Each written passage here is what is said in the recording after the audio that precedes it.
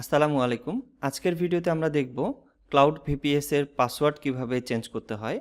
VPS এর password change করার জন্য প্রথমেই ক্লায়েন্ট এরিয়াতে লগইন করে নেবেন। এরপর মাই ড্যাশবোর্ড থেকে সার্ভিসেস এই অপশনে ক্লিক করবেন।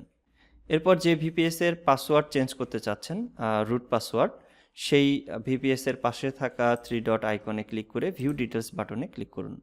এরপর সার্ভিসেস ম্যানেজমেন্ট এই অপশনে আসতে হবে। এখানে যে চেঞ্জ পাসওয়ার্ড অপশনটি রয়েছে এখানে ক্লিক করুন।